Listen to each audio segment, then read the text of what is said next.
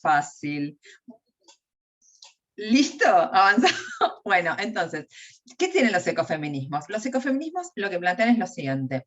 La lógica con la cual se oprime, subyuga y extrae la fuerza del espacio con estas lógicas extractivas es la misma lógica con las cuales a las mujeres se las presiona, se les extrae su fuerza y podemos pensar las mismas operaciones en términos de dependencia.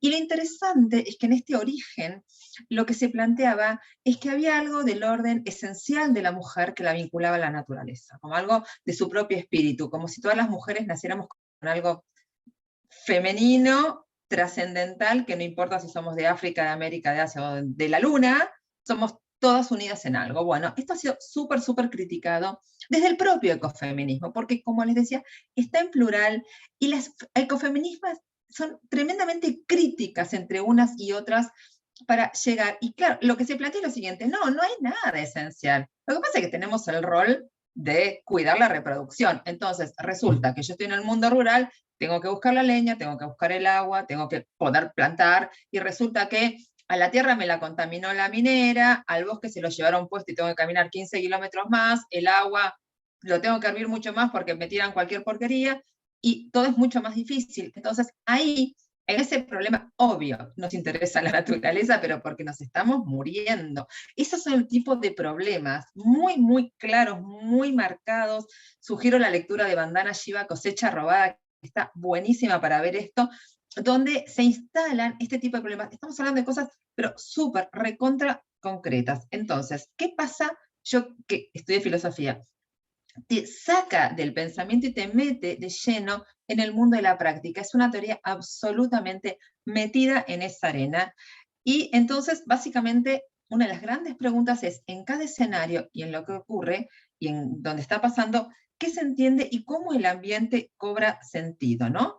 Y ¿por qué? Porque cada escenario es un mundo, vuelvo a esta idea del plural y de la minúscula, y en cada escenario las ideas de naturaleza y los dinamismos sociales, la propia percepción del tiempo va cambiando y todos están en disputa. Gracias, Irene, yo también la recomiendo.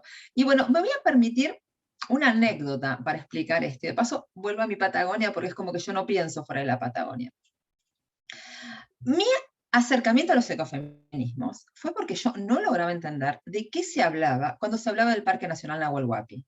Y no lograba entender de qué se hablaba porque mezclaba lo que decían en parques nacionales, lo que decían científicos ecólogos, lo que decían militares. No hablaban de lo mismo. Era lo único que yo lograba entender. Y además, porque estamos en escenarios como muy diferentes. Estamos con el parque en el borde, con Chile, un paisaje agrario absolutamente intervenido en clave rural, y por el otro lado, al borde con la estepa, que es un paisaje increíblemente agreste, donde las propias personas parecen parte de un paisaje que es inmutable. O sea, es como que el Parque Nacional se cuida porque es una suerte de vitrina, Chile es una intervención tremenda en clave rural, y la estepa es como que no importa lo que hagas, siempre sigue igual. Muy raro cuando uno piensa cuáles son los escenarios. Y entonces, cuando empiezo a mirar y empiezo a ver los documentos y de qué habla cada uno, lo que me encuentro es que en cada caso hay territorios, en todos los territorios, hay una metáfora femenina que nos explica qué cosa es la tierra. El Estado, los planes de desarrollo, en el documento que agarren, hay una metáfora femenina. Y lo interesante es que, al igual que las mujeres, las metáforas no son las mismas. Las metáforas en algunos casos son una y en otros son otras. A grandes rasgos, lo que me llamó muchísimo la atención, en la década del 20 y el 30, cuando el Estado decide, vamos a construir realmente la nación en esos espacios de frontera, en Chile se acerca con la metáfora de madre nutricia y lo transforma en un espacio rural, y ahí se interviene. En Argentina, con los parques nacionales, la metáfora es otra, es la princesa. Se mira, se admira y no se toca. Y en la estepa, la metáfora es la esclava. Se usa, se le saca hasta la vida, se la viola cuando se tiene ganas. Y así son las relaciones con los territorios.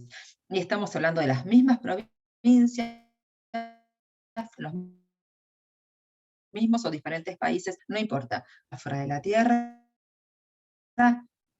cambian las relaciones. Entonces, es poder caracterizar este punto de donde hablamos.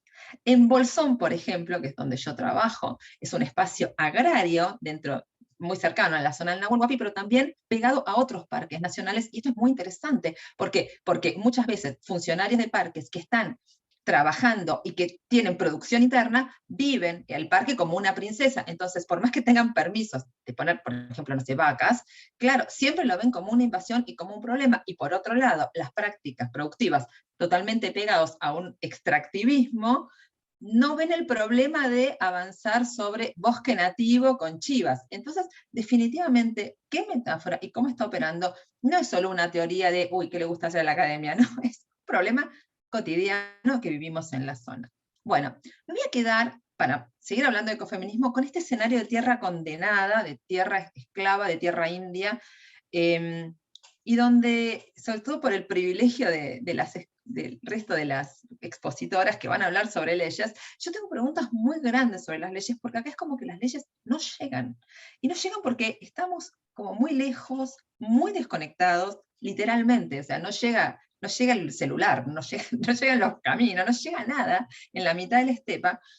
Y siendo mujer, eso es terrible en términos de las violencias que se viven. Bien, en este escenario hay un paraje llamado Chaiful, que está a 60 kilómetros de Jacobasi, es decir, de la nada a 60 kilómetros hacia la nada misma, una cosa así. Un grupo de mujeres de ese lugar se contactó con el INTA porque querían recuperar el conocimiento que sus abuelas tenían sobre las plantas. Querían aprender cómo teñir con sus plantas, y sabían que sus abuelas mapuche lo hacían. Y se contactan con la universidad, porque no es que ellas les interesan solo las plantas, ellas querían empoderarse a través de las plantas. Y ahí, claro, clic, ecofeminismo, ¿cómo es esto de que el poder, en ese lugar que parece que todo es opresión, que la emancipación proviene de conocer plantas? Bueno, nos invitaron a acompañar eso, que fue un privilegio enorme, y donde las plantas mismas parecían reflejarlas. ¿Por qué? Porque las plantas son subestimadas, porque las plantas son ignoradas, porque el valor de las plantas está como muy silenciado, se mira nada más que la parte animal en general y la pastura, o sea, el resto de las plantas no contienen, y entonces mucho de cuando ellas hablaban de sus plantas era como que hablaran de ellas mismas. Es una comunidad súper interesante porque además tiene una lonca mujer, lo cual no es nada obvio en los escenarios mapuches, y donde las intervenciones técnicas que va desarrollando el INTA, en lugar de ver cómo engordar a la oveja, parten de estos propios lugares. ¿Qué les interesa a ustedes para vivir mejor? Parten de políticas de casas, parten de cómo se sienten mejor con su entorno, y están teniendo unos impactos en lo productivo, pero increíbles. Entonces, a mí me gusta pensar este tipo de cosas como ejemplos exitosos, o qué pasa cuando el ecofeminismo opera o se permite mirar desde ahí. Cuando decimos, che, a veces las cosas no vienen exclusivamente de lo económico y lo monetario, y si solamente hacemos foco ahí, nos desgastamos, nos cansamos, no es la única racionalidad presente. Una de las cosas más interesantes que nos pasó hablando, porque tomamos millones de registros, es que cuando hablaban de los animales, el 50% tenía que ver con qué es su actividad económica, por supuesto que lo es, y el otro 50% tenía que ver con afectos, porque los quieren, porque se sienten interpelados. Y entonces nos preguntábamos, tanto por las leyes como por los planes de desarrollo, ¿por qué todo esto afectivo y emocional no tiene lugar? Parece como una característica cultural. Si cuantitativamente es igual de relevante en el sentido que ocupa, ¿por qué lo que construimos desde las instituciones tiene una racionalidad que vuelve a poner el foco en lo exclusivamente construido desde, digamos, una racionalidad instrumental, aunque hablemos de ambiente? Y acá, bueno, voy a remitirme a otra, a Val Plumwood, que también es una teórica preciosa ecofeminista, que justamente habla de la racionalidad emocional, la racionalidad afectiva y la relacional, salir del individualismo, ¿no? Y acá volvemos a los ecofeminismos, porque definitivamente en esta pregunta por lo relacional y en este decir, a ver, tanto lo emotivo como lo instrumental forman parte de cómo nos construimos, nos obligan también a escaparnos o a salir de los límites entre lo humano y lo no humano que ha construido la imagen moderna. Entonces, no van a ser una respuesta a un problema. Las respuestas a los problemas van a ser nuestras acciones, pero van a ser una forma de mirar, una forma de reconocer y una forma de abrir a racionalidades sin negar el diálogo con las otras, instrumentales, económicas, etcétera, también presentes. Y acompañar ideas poco convencionales, por ejemplo, Vamos a analizar las raíces de las plantas para poder entendernos a nosotras mismas como base de una política de organización, que tuvo un resultado mágico, porque con ese aprendizaje que ellas demandaron, empezaron a ir a las escuelas en los pueblos, a más de 60 kilómetros donde estaban sus nietos, y se generó un movimiento entre ancianos que viven en la tierra, jóvenes que viven en las ciudades, que hoy está provocando que no solamente hayan gestionado un montón de proyectos de desarrollo, sino que los jóvenes se empiecen a volver al territorio. Una cosa increíble. Además, un territorio que estaba en disputa con las mineras, cosa nada menor, porque son mineras a cielo abierto que extraen el oro con cianuro. Así que definitivamente estamos en escenarios de mucha, mucha tensión ambiental. Y entonces fue muy interesante estar acompañando, o sea, nos está resultando porque esto está pasando, digamos, ha pasado, nos pudimos seguir conectando en la época de pandemia, lo cual fue increíble, ¿no? Poder hacerlo. Entonces, van estas mujeres, sin estudiar ecofeminismo, definitivamente llevan adelante estas iniciativas mucho más ecofeministas y tienen estos resultados que nos permiten salir de este relato de tierra condenada, esta metáfora que está en los documentos, y ellas, claro, se plantean una tierra vivida, una tierra que fue siempre vivida, que siempre estuvo vivida, pero que no lo reflejaban los documentos, y lo están disputando desde proyectos que están logrando hacer, y están impactando también en cómo estamos mirando, digamos, el grupo de técnicas que rodeamos toda la experiencia. Voy a cerrar con algo más de esta comunidad, que entre los problemas que reconocen aparece la violencia doméstica, que es un problema súper, súper serio en las regiones rurales. Y como estrategia esta comunidad decidió algo muy extremo. Decidió que en las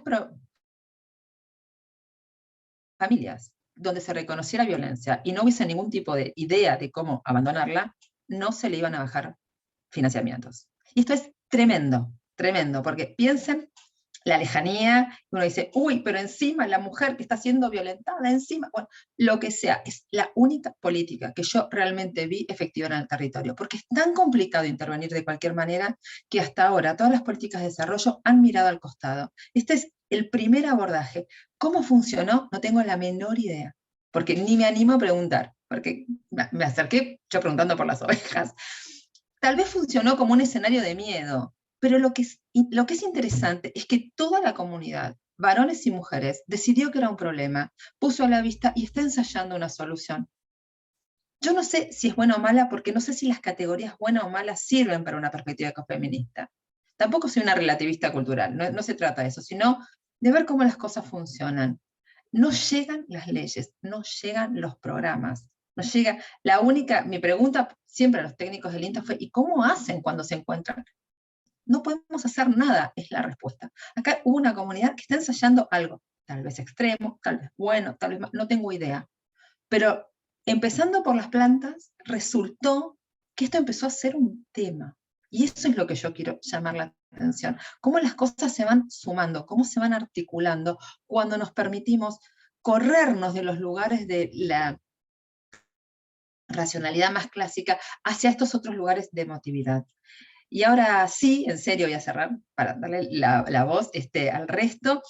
En una zona tan fronteriza donde no terminan de llegar las leyes y realmente las normativas, me gusta pensar lo que dice Donna Haraway, que la idea de naturaleza, más que una cosa, es un eje de referencia, es donde ordenamos todo. Entonces, lo que es humano, lo que no es humano, lo que pertenece, lo que no pertenece, lo que es jerarquía, lo que es blanco, lo que sea, tenemos como si fuese un eje cartesiano en función del cual ordenamos todas las cosas. Entonces, en cada uno de los lugares donde ponemos la naturaleza y la imagen, establecemos, fijamos, naturalizamos relaciones. Lo que nosotros encontramos es que hay metáforas, aún en la misma racionalidad capitalista que nos involucra a todos los que vivimos en esta zona, aún así hay metáforas distintas y se producen relaciones distintas. Y en la tierra esclava, la violencia es como más natural. Ay, forma parte de la cultura que violen a las niñas. Y ese tipo de cosas de verdad se escuchan. Entonces, ¿cómo se hace con eso? Bueno, las propias comunidades, al tomarlo el tema, yo no sé si le están encontrando la vuelta, pero por lo menos le están encontrando una voz. Y me parece como muy interesante, básicamente, y volviendo al título que nos convoca, ¿no? Yo creo que los ecofeminismos de este lado suman a la propuesta de ustedes, que es la pregunta por los puentes hacia la equidad, pero sobre todo porque nos llama la atención de que tal vez no todos hablemos lo mismo cuando decimos puente, o no todos hablemos de lo mismo cuando hablemos de equidad. Entonces, nada, llama la atención sobre eso, las diferencias, los sentidos, las escuchas y la agencia de poblaciones que no necesitan ser salvadas, en este caso, solo escuchadas. Y ya con dar voz, un poquito de sonoridad a la voz, el cambio fue increíble. Así que bueno, quería compartir esto y volver a agradecer. Muchísimas gracias por permitirme estar. Muchísimas gracias a vos, Paola, muy interesante lo que fuiste diciendo y creo que se nos fueron abriendo varios interrogantes. Ahora vamos a presentar a Cristina Maistei, que es quien nos va a seguir acompañando en esta charla.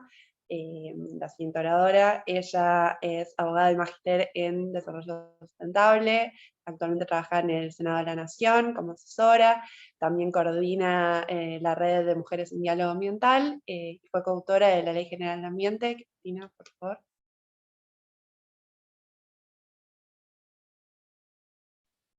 Bueno, muchísimas gracias. Muchas gracias, Cami, por tu presentación, Camila Escañetti. Gracias a Julieta, Arasi, por habernos invitado, haberme convocado en nombre de la Red de Mujeres en Diálogo Ambiental.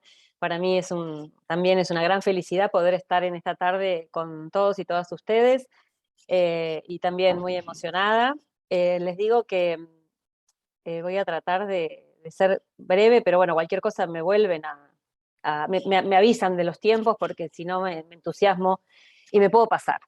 Me parece genial que podamos en esta tarde visibilizar los problemas que tenemos muchas veces las mujeres, o los géneros que no son los géneros dominantes, como es el de los hombres, que también es el tipo de problemas que tenemos las activistas ambientales. Por eso las dos cosas unidas creo que son lo que hoy nos une tan bien, como decía excelentemente en su presentación Paula Núñez. Paula, no soy académica, soy de la trinchera, soy de la batalla, toda la vida me dediqué a hacer.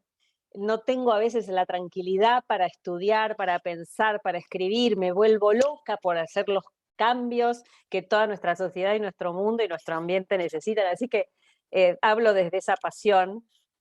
Hablo como mujer, hablo como activista ambiental, hablo como militante política. También soy docente y profesora y trato de cambiar las cabezas desde esa revolución mental que tenemos que hacer y hacer un poco de academia, pero un poquito nada más, porque además vengo de la gestión pública, de tratar de hacer desde el Estado para poder llegar a algunas personas, y este es un compromiso que llevo desde muy chica. Justamente cuando me trataba de preparar para hoy, me acordaba que hace un año, cuando también me entrevistaron en torno a los momentos, digamos, del 8 de marzo del año pasado, hablábamos del problema de Florencia Peña, que había tenido justamente una denuncia por haber hecho una entrevista. Bueno, hoy estamos otra vez con una violación grupal, ¿no? De 6 hombres con una mujer, así que evidentemente estamos tratando un tema que es sistémico, que nos va a acompañar, nos viene acompañando en el pasado y nos va a seguir acompañando, y por eso la idea de juntarnos, la idea de entender que mientras haya discriminación hay violencia, y que con esta mirada necesitamos visibilizar el camino para que eso deje de ocurrir, ¿no? La violencia tiene muchos aspectos, pero en este caso estamos hablando de la violencia contra la mujer y los géneros diversos, y contra el ambientalismo. No es casualidad que haya una disputa entre ambiente y desarrollo, o ambiente y producción, es la palabra que a mí me gusta usar, no desarrollo, porque el debate económico del desarrollo creo que va por otro lado, y esa cuestión del obstáculo, ¿no? Que significamos a veces los ambientalistas, y las mujeres también, porque molestamos a veces a los planes dominantes. Decía, quería recordar una historia, en realidad una historia no, un comentario muy fuerte que hizo en el marco de la Alianza de los Estados Insulares Diane Black Lane, que la venía siguiendo, cuando claramente ella dijo, esto no es un obstáculo, el problema climático y los planes que necesitamos no son un obstáculo por el cual la dificultad es el dinero, sino que la dificultad es el miedo de una industria dominada por hombres que mueve más de 600.000 millones de dólares en subsidios anuales, y que están aferrados a ese poder y a ese esquema, sin querer y sin poder y sin saber soltarlo. Entonces, ahí hay una palabra, digamos, del ámbito, del máximo nivel de países insulares en el mundo. Pero bueno, quiero compartir dos, vamos a empezar con una de las pantallas, a ver si lo logro compartir, para seguir un eje. ¿Ahí se ve? Donde Sí, voy a intentar, bueno, donde voy a intentar, porque la verdad, Paula, yo no sabía que era una parte de este ecofeminismo que algunos están estudiando, ¿no? Y de golpe me encontré en una revista donde decían, acá la ecofeminista Cristina Maistegui, bueno, buenísimo. No sé, uno hace las cosas a veces sin saber, pero sí sintiendo que esto era una necesidad. Por eso me encanta que ahora los jóvenes y jóvenes universitarios tengan este compromiso por la crisis climática, ¿no? Bueno, la pantalla la estamos compartiendo, a ver si puedo pasar, ahí está, a la primera placa. Entonces, digo, rechazar esa discriminación patriarcal que es común tanto a la cuestión de género como a la cuestión del modelo de desarrollo, es un compromiso que tenemos. Acá, ¿cómo hacemos para luchar? Algo mencionaron ustedes, amigas de la red, cuando empezaron, ¿no? Hay una dimensión que es individual, donde cada uno tiene que dar una batalla.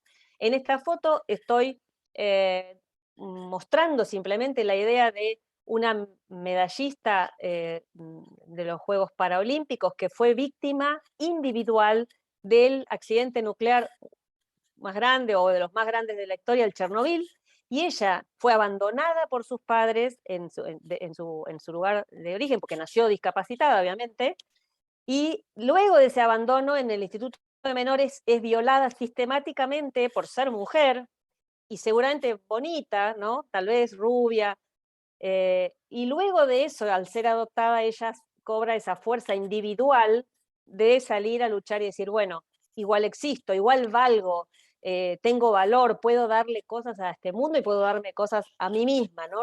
Recuperar esa autoestima que todas necesitamos.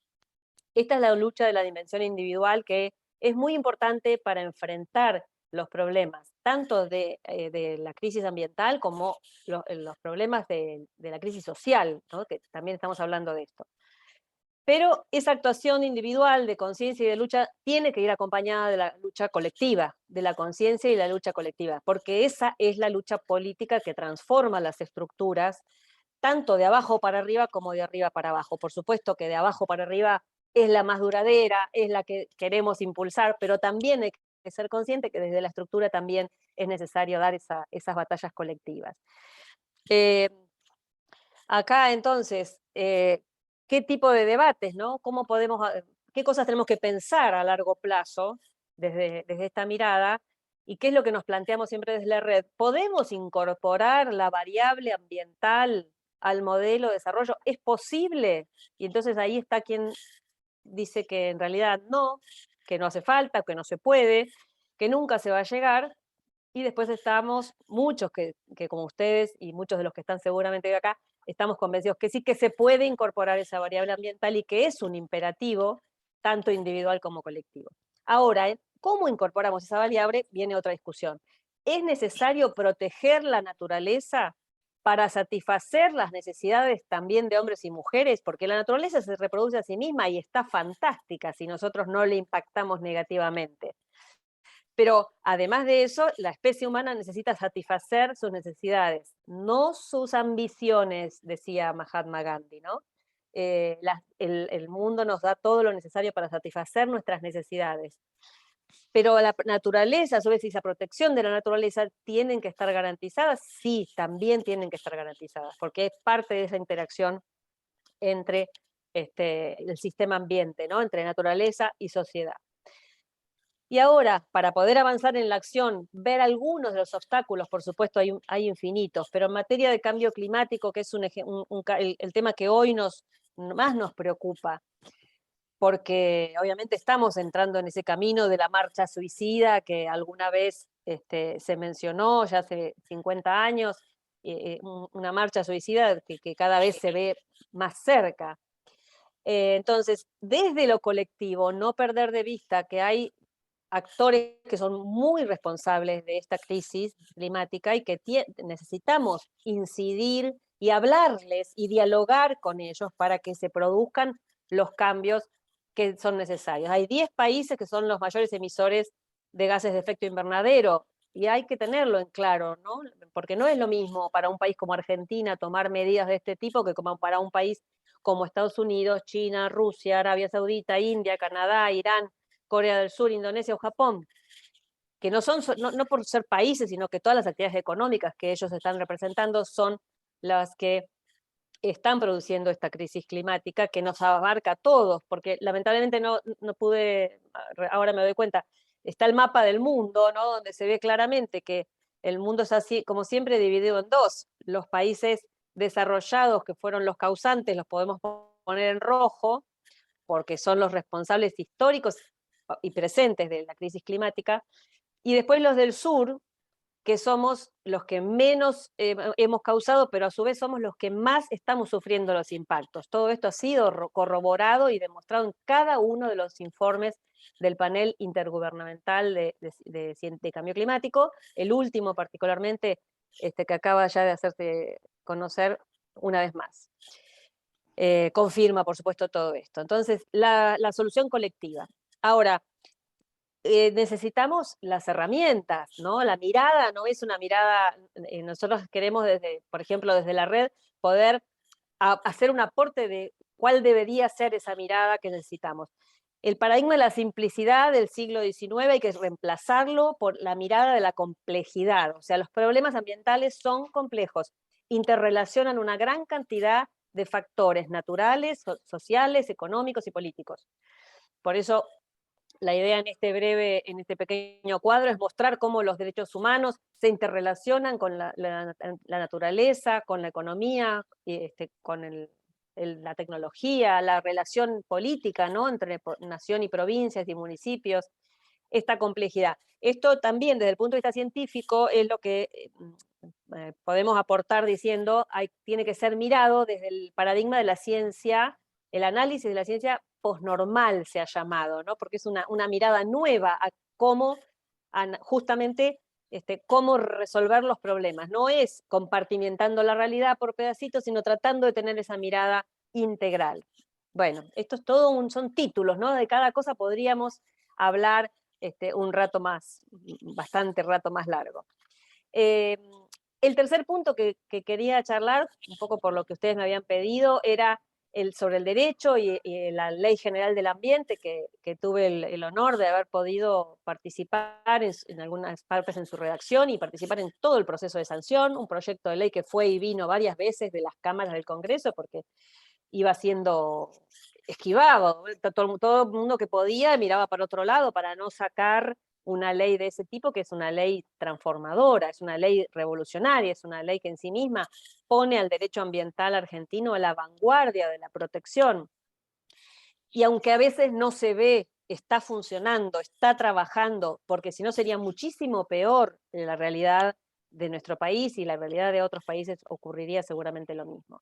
Por eso digo que con fortaleza y con seguridad que el derecho en Argentina es un aliado de la protección ambiental, está al servicio de la protección ambiental, entendiéndola como con esa gente adentro, ¿no? Como con esa visión del ambientalismo nacional y popular, que como país estamos preparados porque tenemos suficientes normas e instituciones, aunque falta implementación, porque estamos reclamando nuevas leyes. Muchas veces reclamamos nuevas leyes porque no se está implementando lo que dice la ley, por ejemplo, la Ley General del Ambiente, que ya obliga a proteger humedales, por poner un ejemplo. Sin embargo, no se implementa. Entonces, vamos ahora con fuerza desde la sociedad a reclamar un marco mucho mayor, más específico, para que nadie dude que los humedales tienen que ser protegidos, porque si no pasan cosas como las que estamos sufriendo lamentablemente cada año, incendios en el delta, incendios en el sur, en la comarca andina, donde está la compañera Paula, incendios en Corrientes, donde había digamos, bastante poco hecho para evitar esos incendios. Bueno, en segundo punto, digo, como el derecho plantea que justamente es necesario fortalecer el poder de las acciones políticas de manera conjunta en todo el territorio. Esto es tal vez un desafío futuro, porque hay muchos actores, pero hay que articular las políticas ambientales nacionales y esa instancia de acción conjunta de todo el territorio nacional es lo que hoy se necesita fortalecer. Muchas veces, esto daría para también un largo análisis, pero muchas veces ahí encontramos una dificultad, una mayor articulación a nivel nacional. ¿Por qué? Porque los desafíos actuales son y serán globales, entonces necesitamos la instancia nacional, la instancia de todo el territorio en conjunto, direccionados para un mismo lugar. El derecho ambiental, en la Ley General del Ambiente específicamente, tanto por su concepto en su desarrollo y el capítulo específico de daño ambiental que define al daño ambiental de una manera muy particular, que no estaba antes tomado así por la doctrina, lo que hace es poner a lo colectivo, poner a la sociedad, poner al conjunto por encima del interés particular o del interés individual. Eso es letra de la Ley General del Ambiente, que después fue tomado por otras legislaciones, inclusive hoy ha llegado al Código Civil y Comercial de la Nación. Perdonen, acá vamos con la parte más aburrida de los números de las leyes. Pero, ¿por qué es importante? Porque se ha llegado a la ambientalización del derecho en general. Entonces, al estar lo colectivo por encima, significa que necesariamente a medida que se vaya avanzando en la implementación de estos nuevos valores que son adoptados por el derecho, son valores sociales que el derecho los toma y los transforma en obligatorio. Entonces, a medida que esto se vaya conociendo y aplicando, siempre lo colectivo va a estar por encima de lo individual. Entonces, ahí hay una mirada que hace digamos, poner, por decirlo, ¿qué es si no? Cuando un privado, por ejemplo, vuelca sus efluentes contaminados a un curso de agua sin tratamiento. Bueno, es una apropiación del privado, del operador privado, de un bien que es público, porque un curso de agua, un río, un arroyo, es de todos o de todas. Sin embargo, se lo apropia y lo contamina muchas veces de manera irreversible. Entonces, esto ya está condenado por el derecho ambiental, por el derecho en general. Y esto es una lucha diaria que estamos dando como actoras dentro de este mundo del ecofeminismo, y es una lucha diaria para lograr, desde una mirada de sororidad y de amorosidad y de respeto, lograr la legitimación, lograr que se legitimen nuestras ideas, porque sabemos que tenemos razón y estamos convencidas. Y ya no tenemos ganas de decir, uy, pero lo venimos diciendo hace tanto. No, no importa. Lo decimos hoy como si fuera el primer día. Es necesario que la interrelación entre la sociedad y la naturaleza sea armónica, que nos legitimemos entre nosotras, nos respetemos entre nosotras. Por eso uno de los postulados de la red de mujeres, que ahora les voy a mostrar, es apoyarnos entre nosotras cada una en su lugar, porque esto es lo fundamental que queremos lograr. Más allá de, ahí voy a mostrarles un poquito la presentación de la red. Más allá del trabajo que cada una y lo que cada una puede mostrar hacia afuera, es apoyarnos entre nosotras, porque lo necesitamos, porque lo podemos hacer y porque nos damos cuenta que es un camino. A ver ahora si puedo, en un minutito les pongo la presentación de la red antes de despedirme. Díganme si se escucha, tendría que tener música. A ver si está llegando.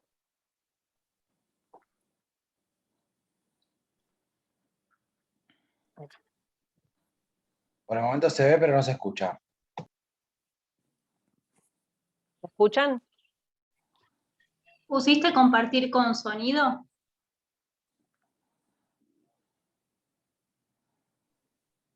Se supone. A ver.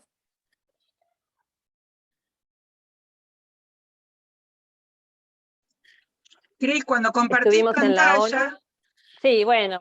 cuando compartís hay dos lugares donde tenés que cliquear que se comparta el sonido a través del Zoom. Tenés que dejar de compartir y volver a compartir y fijarte abajo de todo que dice eso, compartir No importa. desde el Zoom. No importa, no se preocupen. Es muy cortito.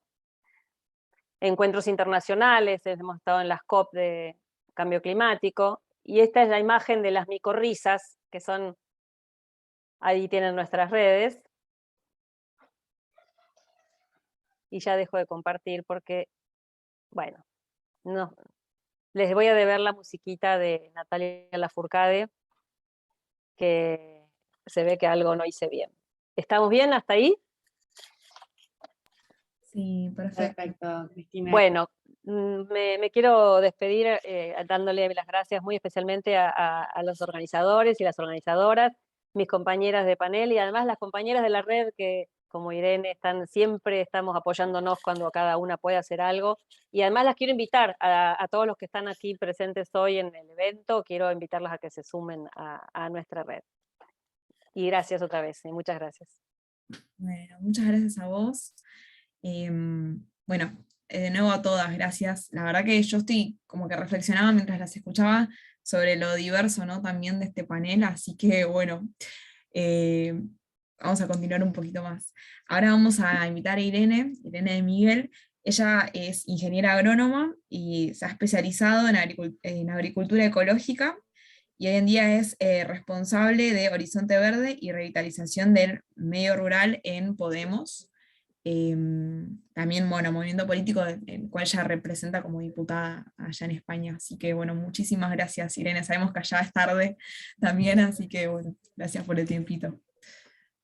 Muchísimas gracias a todos, a todas, a todos por invitarme, porque la verdad que es un honor y me voy con, vamos, o sea, qué lujo poder estar en este panel junto con mujeres como Paula y como Cristina, que me han aportado tanto y ya vamos, he escrito bastantes notas de sus intervenciones. Yo quería deciros que creo que es importantísimo que hablemos de ecofeminismo, porque creo que es la solución a muchos de los retos que nos estamos planteando como sociedad y os agradezco mucho que hayáis elegido este tema para el conversatorio de hoy. Cuando hablamos de feminismos, yo coincido totalmente con Paula en que hay que hablar de feminismos en plural, porque es un movimiento plural, diverso, que según va caminando va teniendo debates internos ricos y eso nos está haciendo avanzar y avanzar mucho. Y también creo que el feminismo ha dejado de ser en política la página morada de los programas electorales para convertirse en una cuestión transversal a todas las políticas. Aquí, como sabéis, en España, y si no lo sabéis yo os lo cuento, Podemos está en el gobierno de coalición a nivel estatal y tenemos precisamente el Ministerio de Igualdad. La ministra es Irene Montero, que ahora mismo está además en Chile, acompañando al nuevo ejecutivo, a Gabriel Boric, y celebrando, ¿no?, ese nuevo horizonte que se está abriendo en Chile. Y tenemos suerte de que las políticas feministas están trascendiendo mucho más allá de lo que es el propio ministerio. Os explico, por ejemplo, aumentar el salario mínimo interprofesional es una política feminista, porque quienes más están recibiendo el salario mínimo en nuestro país son mujeres. Aumentar las pensiones no contributivas, que son las pensiones más bajas, también es una política feminista, porque a quien beneficia sobre todo es a las mujeres que han trabajado de manera invisible, han cotizado muy poco, que no quiere decir que no hayan trabajado, sino que ese trabajo no estaba siendo reconocido, y es una política feminista. O, por ejemplo, aumentar las aulas de 0 a 3 años es una política de conciliación, por lo tanto también es una política feminista. Aquí en España estamos viviendo lo que podríamos decir un colapso civilizatorio. No sé si allí en Argentina lo percibís igual, pero no solo han sido 2 años de pandemia, una crisis energética que nos ha subido los precios de la luz de manera exponencial los últimos tiempos. Hemos tenido un volcán, también ha explosionado el volcán de La Palma. Estamos viviendo ahora mismo la sequía, creo que también vosotros y vosotras y vosotros allí también la estáis percibiendo igual. Y ahora, por desgracia, pues una cruenta guerra, ¿no?, que aunque no es en nuestro país, tenemos unos efectos colaterales absolutos y una preocupación además tremenda por lo que se está viviendo en Ucrania.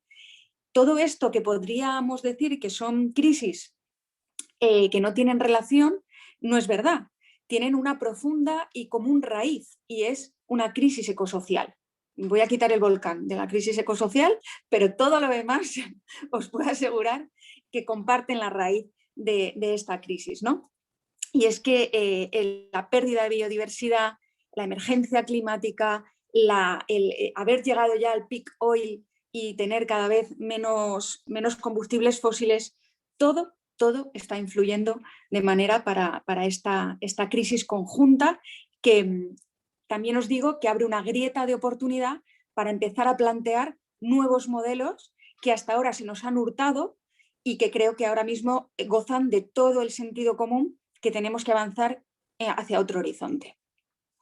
Si alguna conclusión hemos sacado de estos 2 años de pandemia, la principal es que para afrontar las crisis no lo podemos hacer de una manera individual, como si estuviéramos en la ley de la jungla y sálvese quien pueda, sino que para avanzar en la solución a estas crisis es necesario que lo asumamos como un reto colectivo. Y para ello necesitamos unos servicios públicos muy fuertes. Necesitamos una sanidad pública fuerte, una educación pública fuerte, una dependencia, un sistema de dependencia muy fuerte. Y también obviamente la otra conclusión es que el modelo productivo tiene que cambiar. El que tenemos es un modelo productivo que está caduco y es obsoleto y no afronta de cara los retos que tenemos por delante. Y yo creo que unas cuestiones que plantea el ecofeminismo y que son evidentes son 2, ¿no? La primera sería que somos seres interdependientes. Somos seres radicalmente vulnerables que necesitamos del cuidado, del esfuerzo, del tiempo de otras personas. Todos y todas y todes en algún momento de nuestra vida, desde la infancia, la crianza, en la vejez, en la enfermedad, y si somos personas discapacitadas, pues obviamente mucho más, ¿no? Estos cuidados son realizados mayoritariamente por mujeres y coincido plenamente con lo que has puesto, Paula. Esto es una cuestión cultural. No quiere decir que tengamos en el ADN que las mujeres cuidamos mejor. Para nada. No es una cuestión esencialista, es una cuestión circunstancial. Pero esos cuidados que se han relegado al ámbito privado no han estado reconocidos nunca porque no han estado monetarizados, porque no han sido reconocidos ni remunerados, ¿no? Y además muchas de estas mujeres aquí en España están realizados por mujeres migrantes, lo que supone además una doble explotación para estas mujeres, ¿no? Cuidadoras, además migrantes. Y los cuidados son cuidados esenciales para la vida. No podemos tener una sociedad que no tenga en cuenta los cuidados, porque alguien los tiene que realizar. Desde el ecofeminismo lo que se plantea, ¿no?, es que el Estado debe asumir de manera colectiva estos cuidados. Al igual que aquí tenemos un sistema público de salud, nosotras exigimos un sistema público de cuidados.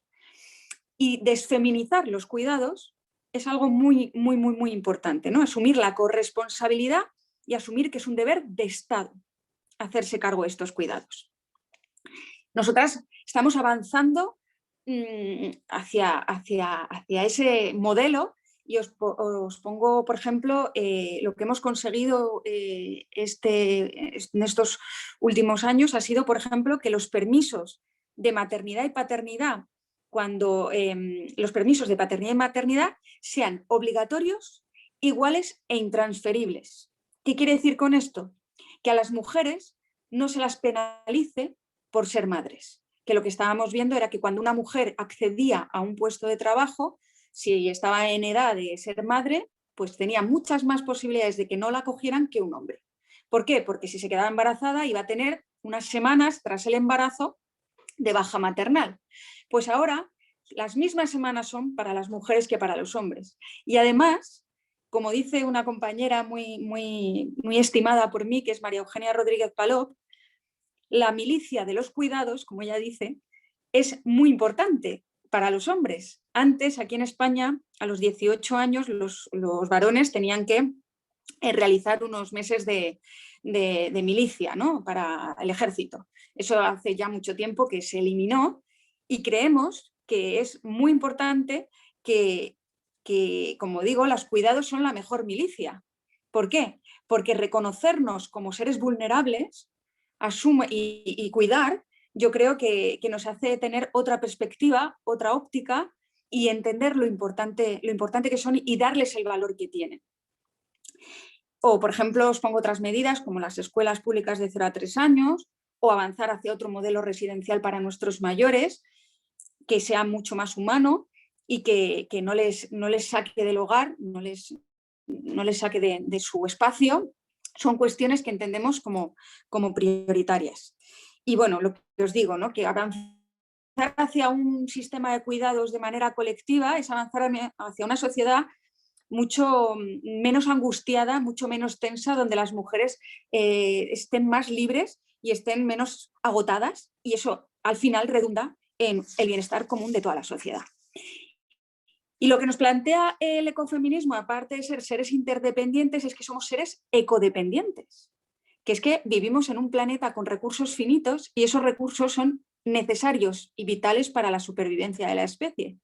Y hasta ahora hemos estado creciendo de manera exponencial, en un desarrollo económico exponencial, alejado absolutamente de este concepto finito de la base material de la vida, ¿no? Somos una sociedad petrodependiente y energívora y nos estamos dando cuenta a marchas forzadas que este modelo hace aguas, que este modelo no puede seguir así. Y con la pandemia, como os digo, y ahora la crisis con la guerra, nos damos aún más cuenta de que no podemos seguir en este modelo depredador.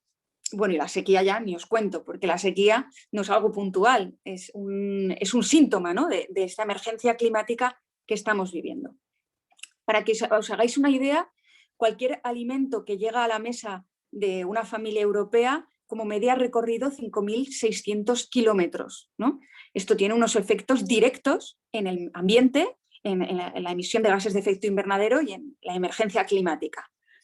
Y además somos muy dependientes en Europa de recursos que proceden de otros territorios, que lo ha explicado Paula perfectamente, ¿no? Los territorios de sacrificio, con una óptica absolutamente colonial y esquilmadora, explotadora y de saqueo, que ahora mismo pues, también están llegando a territorios dentro de Europa, como por ejemplo donde yo vivo, en Extremadura. Somos un territorio periférico rico en minerales, rico en muchos recursos como agua, sol, y realmente el concepto que se está teniendo ahora es que somos un territorio de sacrificio para el desarrollo que tiene que venir, ¿no? De la mano de esa manida transición ecológica, que lo llaman transición ecológica, pero es un greenwashing de las grandes empresas, las más contaminantes del mundo, ¿no?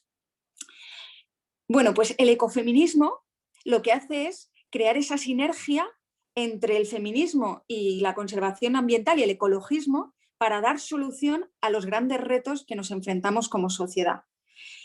Y yo os quería poner unos ejemplos de cómo podemos avanzar desde una óptica ecofeminista hacia, por ejemplo, la crisis alimentaria que podemos tener. Nos hemos dado cuenta con la guerra en Rusia y en Ucrania que nosotros, por ejemplo, somos súper dependientes de los cereales, de las leguminosas y también de materias primas como los fertilizantes, tanto de Rusia como de Ucrania. Esto va a suponer un varapalo absoluto a la agricultura y ya no solo a una crisis alimentaria por falta de abastecimiento, sino que muchas pequeñas y medianas explotaciones agrarias van a tener que cerrar porque no van a poder hacer frente a los costes de producción. ¿Qué va a suponer dejar la alimentación en manos de las grandes empresas del agrobusiness, de los fondos de inversión? Pues no podemos permitirnos dejar la alimentación en manos de esta gente que tiene como objetivo el mercado, el negocio, y no entiende el derecho humano, no entiende garantizar el derecho humano a la alimentación, ¿no? Entonces, necesitamos avanzar desde la óptica ecofeminista hacia la soberanía alimentaria. Como sabéis, ese concepto que acuñó Vía Campesina en los años 90, que al final define que los pueblos tienen el deber de poder decidir cómo quieren alimentarse. Nosotros tenemos que tener una agricultura de cercanía, una agricultura mucho más resiliente, cerrando ciclos, creando mercados locales y prácticas agroecológicas. En cuanto a la crisis energética que estamos viviendo, es necesario que avancemos también hacia esa soberanía energética y no dejar el poder, no dejar que esta transición ecológica que nos quieren vender sea simplemente un cambio de energías, unas energías obviamente que tienen un impacto ambiental fuerte, por otras sin tener en cuenta el sujeto. Necesitamos que la soberanía energética ponga a las personas en el centro, garantice la energía como otro derecho, y para ello no podemos dejarla exclusivamente en manos de las grandes empresas eléctricas.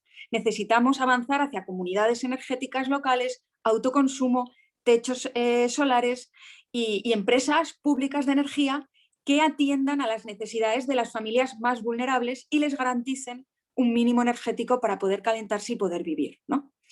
Y en el tema de la movilidad es igual. Nos están vendiendo que el futuro pasa por el coche eléctrico. Cuando hablamos de coche eléctrico, estamos hablando de abrir muchos territorios. ¿Cómo deciros? O sea, sería crear minas a cielo abierto para poder sacar los minerales críticos que se necesitan para esos vehículos eléctricos. Es imposible que ahora mismo el número de coches de combustión que hay lo traslademos a vehículos eléctricos porque no tenemos suficientes minerales. Tenemos que entender que la movilidad del futuro, la movilidad sostenible, no pasa por un vehículo individual y lo que tenemos que hacer es fortalecer los modos de movilidad colectivas como puede ser el ferrocarril, ¿no? Y que tienen menos impacto, que son más ecológicos y sobre todo democratizar la movilidad. Porque al final, si solo apostamos por el vehículo eléctrico, lo van a poder tener las clases más adineradas y eso obviamente pues, puede ser ecológico, pero como decía Julieta, creo al comienzo, necesitamos poner el sujeto porque nosotros también entendemos que se tiene que beneficiar, o sea que la persona tiene que estar en el centro de todas estas transiciones. Yo creo que cuando asumimos los postulados ecofeministas tenemos que hacernos preguntas. Las preguntas son: ¿qué necesitamos para cubrir nuestras necesidades básicas? Las de todos, las de todas, las de todes. ¿Qué nos hace falta producir? Porque hay muchas cosas que producimos que no cubren necesidades. ¿Y qué trabajos necesitamos para ello? Y plantear algo que aquí en Europa ha costado mucho decir hasta ahora. A los políticos y a las políticas les daba como alergia hablar de una cuestión que no es una opinión, que es un dato, que es el decrecimiento. Necesitamos decrecer para afrontar el futuro, para poder garantizar un futuro a las próximas generaciones. Y ese decrecimiento puede ser o amable y democrático o puede ser fascista y brutal. Y estamos viendo ahora mismo que ese horizonte de decrecimiento fascista y brutal lo tenemos cada vez más cerca. Ahora, ayer mismo nos planteaba uno de los dirigentes europeos que había que bajar la calefacción como solución a la falta de gas ruso. Bajar la calefacción, habrá mucha gente que no tenga ni calefacción. O sea, lo que necesitamos realmente es garantizar un mínimo vital a todas las personas para poder desarrollarse, para que puedan vivir de manera digna y entender que quienes más tienen que crecer obviamente son quienes más están aportando al cambio climático y a la emergencia climática. Y finalizo simplemente diciéndoos que yo creo que el ecofeminismo nos ofrece formas distintas de mirar la sociedad, de reorganizar los espacios y los tiempos y de poner en el centro de todo la vida. Muchas gracias. Muchas gracias. Muchísimas gracias. Gracias a todas las que participaron, a todas las que dialogaron, pusieron, prepararon, nos brindaron su tiempo, acomodándose a veces a la rutina. Bueno, nos comentaban ahí problemas técnicos que surgían antes de comenzar. Sabemos que trabajan, que investigan, que tienen múltiples ocupaciones, así que nos ha brindado este tiempo, en serio, gracias. Así que bueno, ahí con Cami por ahí vamos a abrir un espacio para las preguntas, si alguien quiere comentar, o si ustedes también quieren comentar algo en este momento. Sí, Cris. Sí, yo me estaba, bueno, realmente disfrutando muchísimo también de la presentación de Irene. Te felicito, Irene, un placer escucharte como mujer y como política. Y justamente me acordaba de algunos datos sueltos que hemos ido recogiendo de Latinoamérica y de Argentina, cómo nosotros hablamos de feminizar la política, ¿no? Porque la mujer en cargos públicos, por ejemplo, en Latinoamérica ronda el 27% de los cargos. En la bolsa de comercio es el 9%, sin embargo, en el trabajo informal, la mujer en Latinoamérica ocupa más del 60% de los espacios, ¿no? Y por eso también el hambre en el mundo se correlaciona más con la mujer, se habla hasta del 70% en este momento, aún con la pandemia, y en realidad los que reciben, los sujetos de crédito apenas si llegarían al 10%. En Argentina la tierra rural está a nombre de mujeres solamente el 30%, ¿no? Son algunos datos para pensar esta realidad que es la que queremos cambiar. Cuando se sabe que el 50% de establecimientos rurales que están a cargo de mujeres y solamente en el 10% de los casos el nombre que figura efectivamente son o somos mujeres. Entonces, bueno, evidentemente, pero hay un dato que es una perlita, también en línea con lo que decían mis compañeras del panel. Se sabe, está estudiado, que si la mujer dirigiera las organizaciones económicas, la economía mejoraría en un 47% solamente por ese aporte ecofeminista o feminista a la conducción de organizaciones. Así que bueno, nada, un poco agregar algunos datos para sumar a este debate, ¿no? Del mundo que tenemos que construir. Te sumo un dato, Cris, y ya doy la palabra exactamente en esta línea, y la verdad un placer escucharlas, y ahora escuchar también a las preguntas, pero también se sabe y está estudiado porque se ha empezado a reconocer cómo el tipo de biodiversidad en las huertas que trabajan mujeres, y hay un 40% más de biodiversidad en los espacios trabajados por mujeres, con lo cual definitivamente es un tema, sí. Pero le doy la palabra a Irene, que levantó la mano. Bueno, muchas gracias. Perdón, mi tocaya, perdón. Otra Irene. Digo, yo no había levantado la mano. Somos varias Irenes y eso que no es un nombre tan común. Perdón que no prenda la cámara, pero estoy con una pésima conexión y encima estoy almorzando, Cristina ya sabe, porque estuve en un Zoom dando clase hasta hace un rato y... Bueno, no, quería comentarles lo siguiente. Yo soy bióloga y como bióloga puedo aportar algo, me parece, a toda esta charla, que creo que es interesante. Y es lo siguiente, biológicamente las mujeres tenemos un cerebro mucho más adaptado al cuidado, no solamente por un tema biológico, digamos, de los niños, por ser madre, por maternar, por amamantar, por el cuidado infantil, sino por todo lo que hace a la casa, y con las casas también me refiero en el sentido de la palabra oikos en griego, que da origen al prefijo de ecología, en nuestro ambiente. O sea, las mujeres siempre han procurado mucho más tener un ambiente adecuado justamente para sus críos. Eso viene desde la época que éramos los mamíferos primitivos, ¿no? Digamos, cuando empezamos como mamíferos, mucho antes del Homo sapiens. Entonces, es algo que el patriarcado y los biólogos machos patriarcas, digamos, el patriarcado lo ocultó durante muchísimo tiempo, porque mis colegas biólogos de mi generación, yo tengo 64 años, aunque en la foto ahí estoy mucho más joven, realmente lo han ocultado y los pibes jóvenes, yo lo veo con mis hijos, con mis nueras, como ellos en pareja funcionan, que todos hacen de todo en la casa, han tenido no sé, siento vergüenza ajena que hayan ocultado, justamente por todo lo que decía Cristina, de los pocos cargos que ocupamos las mujeres, que hayan ocultado esta capacidad que tenemos las mujeres en nuestro cerebro, desde la evolución. Y quería aportarlo como bióloga, porque eso está científicamente comprobado, lo que les digo.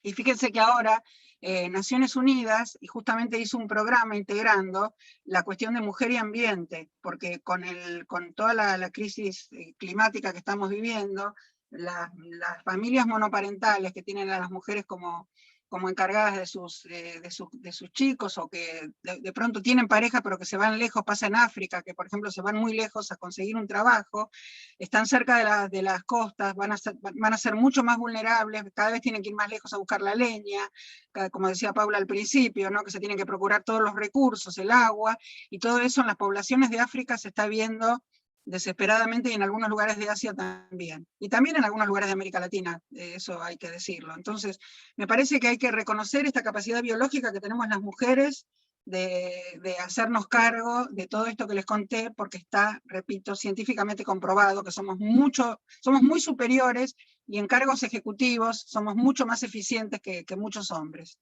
Gracias. Bueno, muchas gracias Irene ahí por el aporte. Sí. Amara. Sí. Hola, ¿cómo están? Buenas tardes. Gracias por la invitación. Hola, Cris. Una genia. A mí me parece que no nos hace falta irnos muy lejos. Como mujeres, hay una cosa que nos atraviesa, que no puedo dejar de pensar y de ver, consumo demasiadas noticias, el hecho de que lo primero que está pasando ahora con Ucrania, no solo desde la soberanía alimentaria, de todo lo que hablaba hace rato Irene, es el pensar, lo primero que pensaron estas personas es, bueno, a ver, se tienen que ir de este país las mujeres con los chicos. Ahora, ¿a dónde, cómo? Muchas decidieron quedarse. ¿Cómo viene esto a sostener a estas mujeres? ¿A dónde van a estar? Y lo que van a atravesar y lo que les espera durante esta guerra que acaba de iniciar, que no sabemos cuándo va a terminar, y es una complicación. Le quería hacer como un paréntesis sobre este tema puntualmente, y no dejo de pensar, porque la ACNUR hace mucho trabajo sobre la contención de las personas en crisis o en conflictos bélicos, pero el pensar que todas estas mujeres no van a tener por lo menos una solución o una contención a corto plazo es duro. Es duro como mujer pensar que tenés que emigrar y no saber qué hacer. Después, en cuanto a lo que viene en la charla, que es la parte psicológica y cómo nos atraviesa como mujeres, me gustó mucho la charla porque yo vengo de una provincia que es muy al norte, que es Jujuy. Ahora estamos con inundaciones. Hay una crisis climática terrible con inundaciones, y era muy loco pensar que nosotros no somos dueñas de la tierra, a menos que seamos minifundistas. Y dependemos mucho, la mayoría, sobre todo en la zona donde yo vengo, que es Quebrada y Puna, por la provincia es muy chiquitita, tiene los 4 climas, tiene Puna, Quebrada, Valle y Selva. La mayoría son minifundistas, y ni el 5% de esos minifundistas son dueñas de su tierra, y son las que la trabajan en la tierra, y cultivan la tierra y viven de la tierra. Ahora, gracias al turismo, también hay un nuevo mercado que se ha abierto, pero no terminan de ser dueñas de sus casas, de su tierra, sino son de la pareja que las acompaña en sus relaciones. Y peor aún, la política atravesada en esto. Yo hice un escrito de las últimas elecciones, que fueron legislativas, bueno, no fueron ejecutivas, y hay una variación también de análisis, de participación, que no llegaban a encabezar listas ni el 50, ni el 40% de las mujeres, ni suplentes, ni titulares en la provincia, ¿no?, para ser candidatas legislativas. Y si hablamos de las ejecutivas, directamente no existen. En Argentina, yo creo que Cristina y las que me acompañan, yo creo que ni el 20% han sido candidatas a gobernadoras o intendentas o nada. Son muy pocas las mujeres. Sí tenemos concejalas, muchísimas, pero tiene que ver con esto, con que legislativamente sí la participación puede ser mucho más plena, pero ejecutivamente no. Y hay un techo, más allá de que tengamos la ley de cupo de 50% en la Argentina. Bueno, Irene está en España, tenemos un cupo que se ha modificado del 30 al 50 por una lucha muy fuerte. Aún así no llegamos a ocupar esos espacios ejecutivos. Nos falta mucho acompañamiento, mucho crecimiento mutuo, mucho entender la sororidad, de qué se trata realmente entre nosotras, el celebrarnos los logros de las otras. Nos está faltando un poco de camino, por lo menos en este lugar. Como un salpicadito de todo lo que estoy anotando de la charla y las cosas que fui escuchándolas. A Paula Núñez, la verdad, un gusto. La seguí en unos conversatorios que publicaron desde Nación, Así que lo que tiene que ver la relación con la naturaleza, la Pachamama, la tierra, el vínculo, y cómo nos sentimos atravesadas con lo que tiene que ver con el ecofeminismo, muy, muy brutal. Si tienen la oportunidad de ver los videos, muy recomendables. Muchísimas gracias por la atención y por la invitación, Cristina. Muchas gracias, Amara. A nosotros nos surgía una pregunta y es si existe propiamente un ecofeminismo latinoamericano y qué visiones pueden aportar el ecofeminismo del sur global, tal vez, a la discusión más global dentro del ecofeminismo.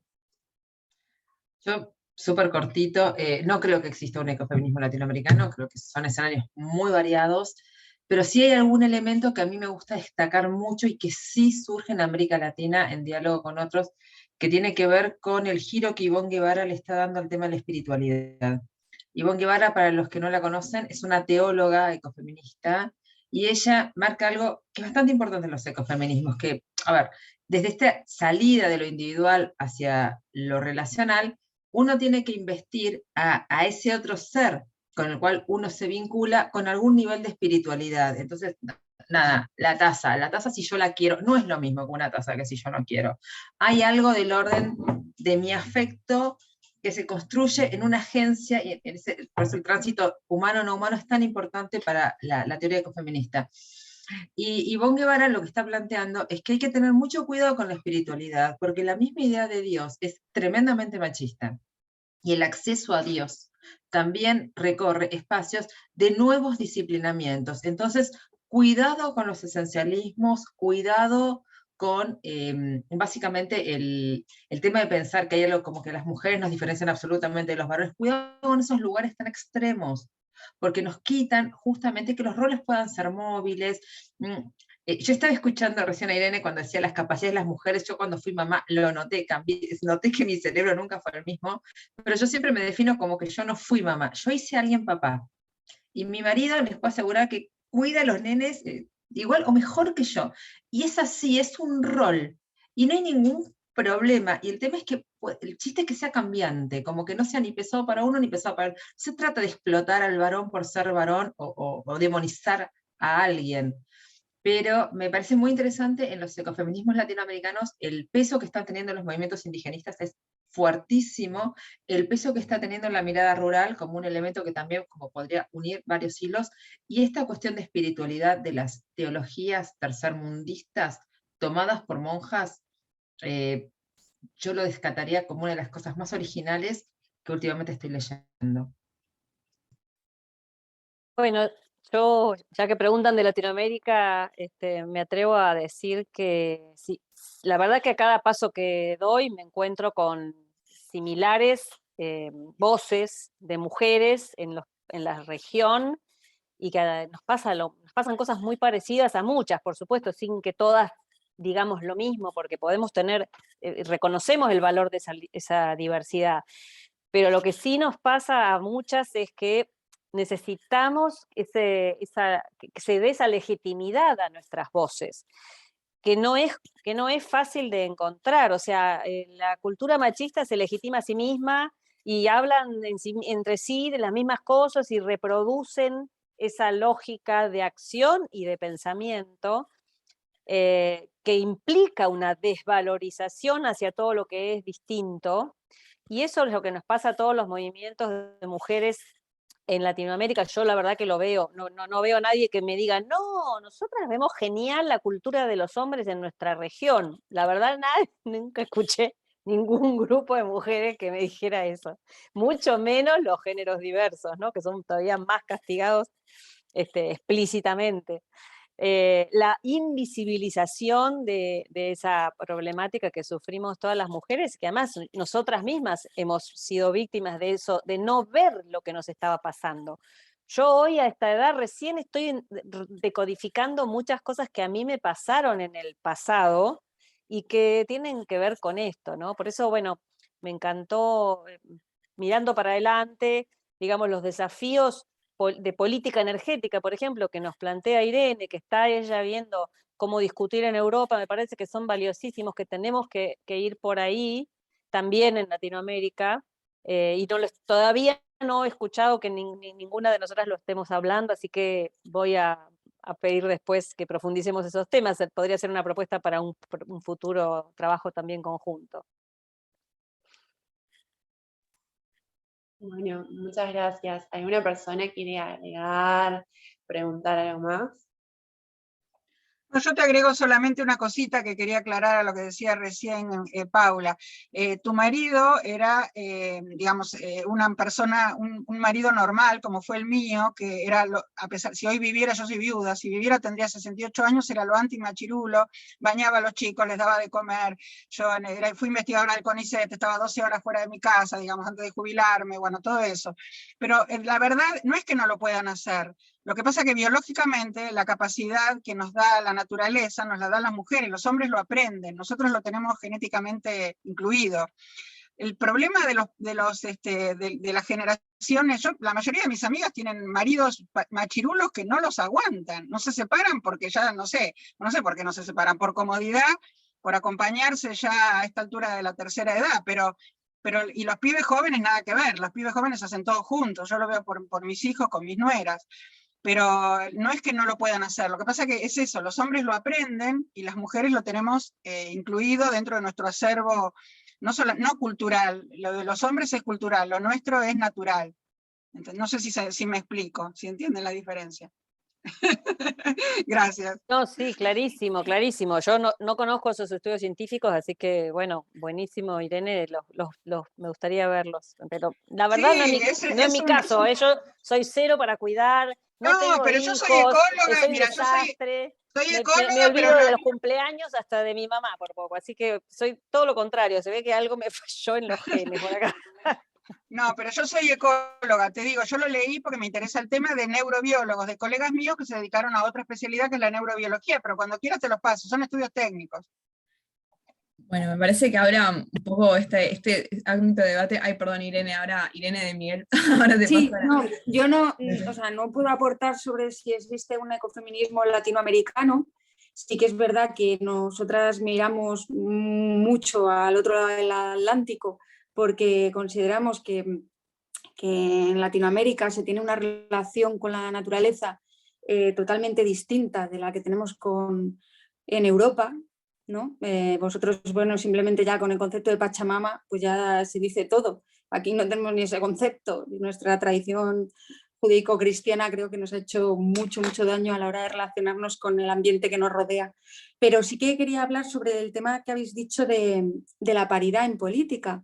Creo que la paridad es incuestionable. Somos la mitad de la población y tenemos que estar en todas las instituciones en la mitad de los puestos. Pero también creo que no es una condición suficiente para que se hagan políticas feministas. Necesitamos que las mujeres y los hombres y todas las personas, básicamente, que acceden a un cargo público, tengan la conciencia feminista. Conocemos todas y todos y todas, seguro, mujeres muy alejadas de posiciones feministas y además asumiendo roles del patriarcado para ser reconocidas, ¿no?, como autoridades. Se me ocurre Margaret Thatcher, aquí en España tenemos unas cuantas, que mejor que, sinceramente, que no hubieran llegado, porque por una parte es beneficio, obviamente, siempre que llega una mujer a lugares de poder es positivo porque da la imagen a las demás de que se puede llegar, de que se puede acceder, de que ese es el camino, pero si no tenemos la conciencia feminista y cuando llegamos al poder asumimos los roles del patriarcado para ser reconocidas dentro del modelo, pues entonces estamos haciendo un flaco favor. Paridad y feminismo. Buenas, yo si se puede, tengo dos cositas para preguntar y antes un comentario para hacer en ese sentido que, digo, en relación a la incorporación de las mujeres en la política, que aparte de la paridad y de la cuestión que comentaba la compañera de Jujuy hace un rato, Mara, de la inexistencia de mujeres digamos, en listas ejecutivas, si se quiere. También hay que decir una cosa que es, cuando llegan al poder, cómo se les dificulta el triple por ahí poder llevar adelante una política, poder llevar adelante un rol. Nosotros en nuestro país hemos visto mucho como una mujer, Cristina Fernández de Kirchner, que fue nuestra presidenta, que estaba, nada, aparte de todo lo que implica presidir un país y eso que te pone en el ojo de la tormenta, a ella se la ponía en el ojo de la tormenta, no por sus políticas, no por cómo hablaba, por cómo se vestía, por la cartera que usaba, porque si la pollera, bueno, todas unas cosas que nada tenía que ver con la política pública o con lo que alguien critica de un presidente o una presidenta. Pero bueno, eso como comentario, y después tengo dos preguntitas. Una, quizás para Irene y para Cristina, que ocupan más roles institucionales, que hablabas vos, Irene, del cuidado y de la necesidad de feminización de la política. Bueno, ¿cómo mencionabas como la cuestión de la paridad de las licencias, de la responsabilidad parental? Bueno, yo quería saber si eso obviamente es una cuestión necesaria, pero no suficiente como para lograr una paridad ahí en la cuestión de los cuidados, que son llevados adelante en principio por las mujeres, pero bueno, ¿cómo podemos abordar esta problemática desde, se lo pregunto a ustedes dos principalmente, porque ocupan roles públicos, digamos, ¿no? en sus instituciones respectivas, ¿cómo podemos pensar o qué se les ocurre a ustedes para poder empezar a abordar esta desigualdad en términos de las tareas de cuidado? Y después para Paula tenía una pregunta, que ella hablaba también un poco como de cómo se explicaba la Tierra con metáforas femeninas. Y yo digamos, no terminé de entender si eso, tampoco quiero ser binario, ¿no? Si eso era algo bueno o malo, pero yo quería saber si lo que es una cuestión muy simbólica, ¿no? Pero si lo que tenemos que buscar es una nueva metáfora femenina o una nueva metáfora para explicar la Tierra y los territorios que no tenga que ver con, o sea, digo, porque todas las que mencionaste eran como la mujer esclava, la mujer violada, la mujer, bueno, son todas metáforas femeninas de lo femenino puesto en un rol de sometimiento y dominación. Entonces, ¿qué es lo que tenemos, cuál es la disputa que tenemos que dar en ese sentido? Si buscar una nueva metáfora femenina que la ponga la mujer en un rol no de sometimiento, o buscar súper cortito, te respondo, así le damos la voz a las chicas. No es ni bueno ni malo. Definitivamente la metáfora de la India, la esclava, la mujer violada, del territorio condenado, es una metáfora terriblemente dura, y está bueno cambiarla. Pero bueno, la Pachamama también es una metáfora, isla de la madre tierra. O sea, nada, no es ni buena ni mala. El punto es que se apela a esa figura y al apelar a esa figura fijan a las mujeres de carne y hueso en ciertos roles. Eso es lo que parece interesante. Entonces, por ejemplo, en el Parque Nacional, no sé, se fija a la mujer no solamente en los roles típicos, sino que el ascenso social estaba también por ser montañista y ser mucho más intrépida. Y hay lugares de ascenso social en toda la zona andina que tienen que ver con esto, mujeres aventureras, que no es lo más clásico, pero que tiene que ver con la imagen. Entonces, ¿con qué metáfora estamos hablando? Clarificar. Y lo último, y ya dejo la voz, la metáfora de tierra esclava es para toda la población, porque recién cuando hablábamos del tema de la sonoridad de las voces, en estos espacios tan colonizados, los varones tampoco tienen voz. O sea, los varones de Chifur tampoco tienen voz. Entonces no es una cuestión solo de mujeres. Las mujeres tienen la peor parte. Eso también es así. Pero eso no significa que el problema colonial sea súper fuerte. Y es más, yo he estudiado grupos productivos en Chile y yo sí he conocido mujeres que veían el problema de cómo Santiago les quitaba la voz mucho más fuerte a cómo los varones le quitaban la voz. Y era tan fuerte la mirada sobre el colonialismo que eclipsaba la desigualdad de género y las hacía decir que no existía. Pero no porque no existiera, porque era recontra obvio que existía si uno la buscaba. Pero como no eran grupos de militancia, el colonialismo hacía confundir. Entonces, nada, es para reconocer. No es ni bueno ni malo, excepto en los territorios condenados donde definitivamente es un problema, pero súper serio. Y ya lo dejo. Bueno, si quieren hago un comentario y así lo dejamos a nuestra querida colega de Europa, de España, que termine las respuestas. Me hacías acordar recién, Francisco, cuando hablabas, hace poquito que me entrevistaron por el tema de Corrientes de un medio, y yo usé una metáfora, fíjate qué cosa, al revés, masculinizada, y yo dije, nuestros modelos de desarrollo son como el cuento de los 3 chanchitos. ¿Se acuerdan del cuento de los 3 chanchitos? El de cartón, que perdió su casita porque vino el lobo y sopló. En algunas regiones, como fue el caso de Corrientes, se construyó una casita de madera y entonces vino el fuego y se la quemó. Entonces, el modelo de desarrollo que necesitamos es ese que lleva más tiempo, pero que es de ladrillo a ladrillo, que es más duradero, que es sostenible o sustentable, según cómo querramos utilizar el término. Pero bueno, lo tomé, modelo de desarrollo, lo relacioné con hombres, ¿no? Como con esa mirada dominante y patriarcal, qué increíble. Así que te agradezco que me hiciste también a mí pensar sobre eso. Después, respecto de la pregunta sobre cómo equilibrar la desigualdad de los cuidados, evidentemente en Argentina tenemos algunos desafíos a nivel normativo que se están abordando, o sea, hay muchísimos proyectos, el propio, ahora en el último discurso presidencial se planteó también la igualdad a nivel de licencias, por ejemplo. Siempre esto tiene que ser visto con una mirada de las limitaciones a veces que plantean el mundo del trabajo, ¿no? Porque nos dicen, no, tampoco se pueden duplicar la cantidad de licencias. Bueno, hay todo un debate ahí que tiene que ver otra vez con la mirada economicista, con la mirada dominante de lo económico. Y sí, como mencionabas vos, lamentablemente tuvimos esta semana, el día jueves, un hecho muy, muy desagradable de violencia política en Argentina, en el Congreso de la Nación, contra el Senado de la Nación, pero no contra cualquier ventana del Senado, ¿no? Era la ventana de la vicepresidenta mujer, la que fue a donde fueron dirigidas las piedras, muchas piedras que ingresaron a su despacho de su propio escritorio y que dejaron un desastre. Así que evidentemente, no sé si hubiera sido un vicepresidente hombre si esto hubiera ocurrido, ¿no? Hasta qué punto a veces puede llegar esa mirada tan sesgada. Pues Francisco, yo creo que para avanzar hacia una corresponsabilidad en los cuidados, necesitamos, para empezar, sacarlos de la esfera privada.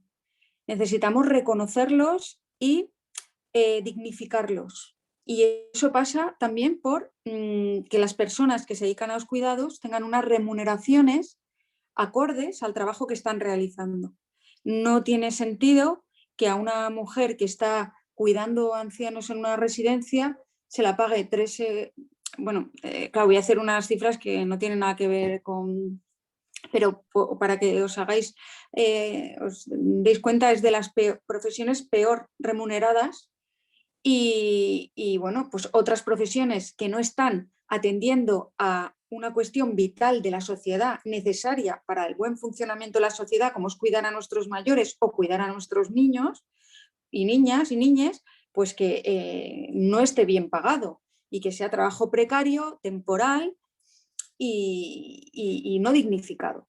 Hay que dignificar el trabajo de cuidados, pero luego el Estado tiene que asumir los cuidados como una cuestión colectiva, al igual que asumimos la sanidad pública, pues hay que asumir los cuidados. Se tienen que poner aulas de 0 a 3 años públicas y de manera universal se tienen que poner mayores ayudas a la dependencia, al cuidado de nuestros mayores.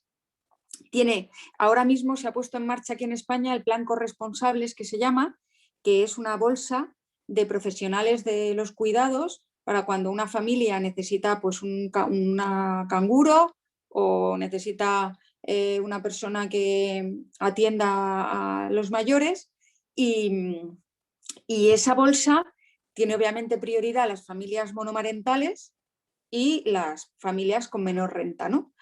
Pero cuestiones así creo que lo que empiezan es a entender la importancia de los cuidados como un eje de nuestro estado de bienestar. Más allá de lo que viene a ser la sanidad, la educación, también el cuidado tiene que tener su peso específico y podríamos decir que es el cuarto derecho fundamental en nuestro orden constitucional. Debería de serlo.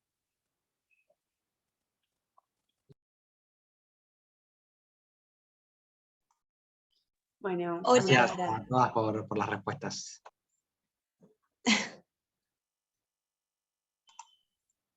Buenas, hola. Primero, muchas gracias a todos por venir, principalmente a las invitadas. Quiero hacer un comentario respecto de esto que decías, Irene, que me parece buenísimo y que es algo que deberíamos empezar a adoptar como sociedad, que es tomar las tareas de cuidado como buena responsabilidad colectiva de todo el conjunto, como, bueno, originalmente se hacía, por ejemplo, en los pueblos originarios, todas las tareas de cuidado eran colectivas, se sostenían entre todos los miembros de la comunidad, porque así es, o sea, es trabajo reproductivo de la misma comunidad, de la sociedad.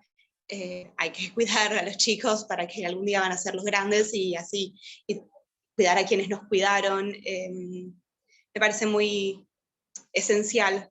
Y por otro lado quería preguntarles, bueno, a las oradoras, pero también a todo aquel que quiera dar una respuesta, ¿cuáles consideran o creen que podría ser el rol a cumplir, a tomar desde, bueno, ya sea las mujeres y feminidades, o particularmente, no sé, espacios como este, la RUC, para ir deconstruyendo poco a poco esta brecha, estas estas diferencias, estas...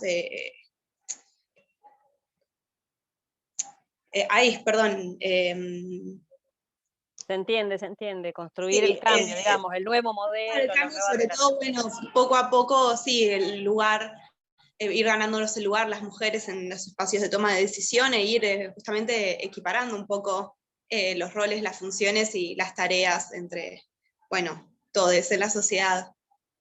Y bueno, eso, particularmente al espacio, porque bueno, pertenecemos al espacio, pero bueno, de todos, como individuos, como colectivos.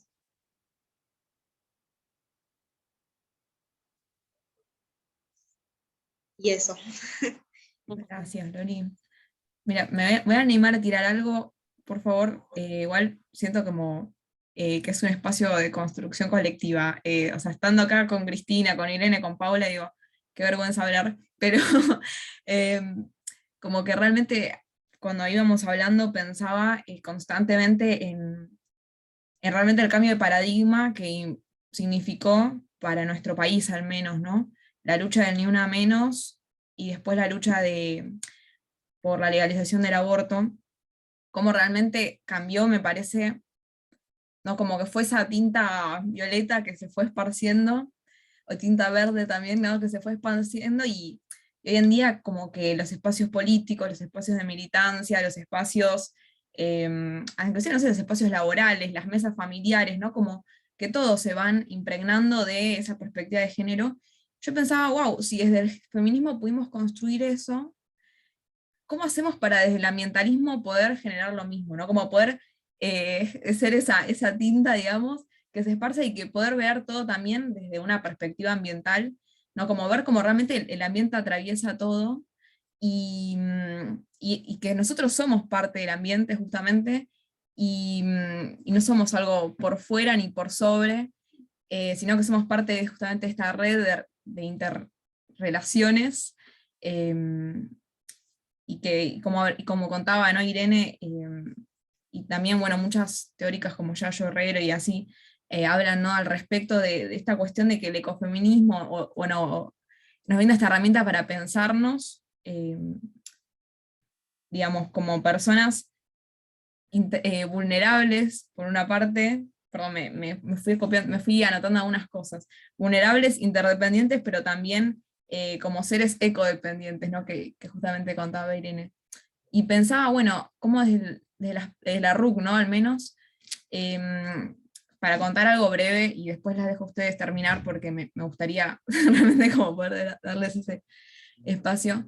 A raíz de todo, bueno, del 8M, ¿no? Que es un día muy importante, pero también de un trabajo que venimos realizando, en reflexión, ¿no? Pensábamos, bueno, qué necesario es todo el tiempo, en cada lucha, en cada cuestión que vamos emprendiendo, imprimir justamente esa mirada de género, digamos, ¿no? Esa perspectiva de género, preguntarnos como también como mujeres, que bueno, que militamos, ¿no? Un ambientalismo justamente con las personas dentro, ¿no? Por decirlo de alguna manera, pensar, bueno, cuál es nuestro rol, cuál es el rol también de todas aquellas mujeres que hace, no sé, siglos vienen protegiendo los territorios. Un poco, bueno, ahí Paula contaba, ¿no?, también de todo el trabajo de investigación que ella fue realizando a lo largo de su carrera, yo pensaba que, bueno, muchas veces estas mujeres, por ejemplo, movimientos indígenas que hoy lamentablemente no tuvimos participación, ¿no? Pero tal vez no se reconocen a sí mismas como ecofeministas, como feministas, ¿no? Pero sin duda vienen realizando unas tareas que son imprescindibles, ¿no? Para el sostenimiento de la vida.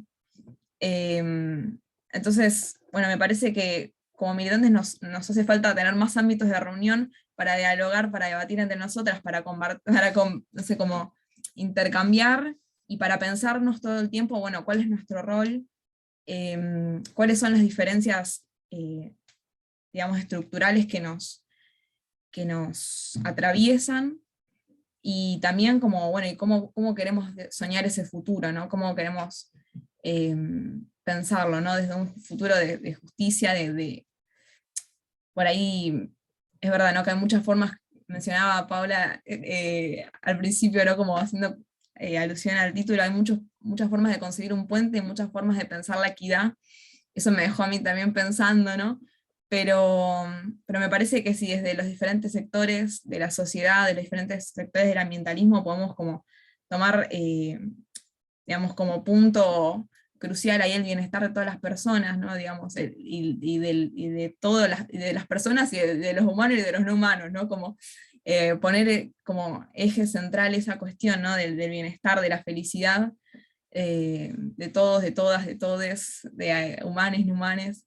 Entonces vamos a poder, me parece, construir ese ambientalismo, ese feminismo, ese ecofeminismo, si se quiere en algún sentido, que se necesita. Pero perdón, me metí en la charla, no era mucho la idea, pero también como contarles eso, ¿no? Como cuál es, me parece como la RUC, como red universitarias, cuál es nuestro compromiso, ¿no? Me extendí un montón, disculpen, pero si alguna quiere agregar algo o aportar algo, están súper invitada. Disfrutamos mucho de toda la conversación, me parece.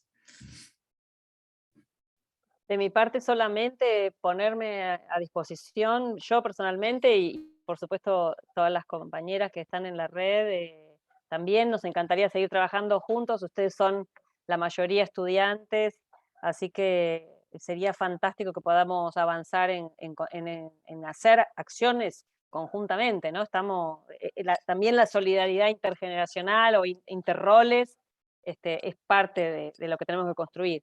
Así que a disposición para avanzar. Hay que hacer cosas. Estamos, como decíamos, en momento indispensable de torcer rumbos. Así que podemos hacerlo, como dice, podemos en España. Perdón, Sí, Cris, voy a intervenir. Ay, perdón, Irene. Una cosita que quería aportar. Agradezco la invitación, yo también estoy participando por la invitación de Cris desde la red de Mujeres en Diálogo Ambiental. Soy abogada de Formosa, una provincia bastante chiquita, y trabajo en el municipio. Quisiera comentarles, porque todo esto que se está hablando es sumamente importante y para facilitar información, la Municipalidad de Formosa, ya cuando asume el intendente, a través de una ordenanza municipal estableció la licencia de padres no gestantes con el mismo periodo que padre gestante, o sea, madre gestante en realidad. Y tanto para los adoptivos, para los padres o para parejas de homosexuales. Entonces, dándole la participación en esa etapa del hijo a ambos padres, ¿no? Esto que es lo que decían, generar igualdad, generar esa visión de tareas de cuidado compartida. Así que bueno, quería comentarles esto, aportarles, dejar a disposición la info, y muchísimas gracias, muy interesante la charla.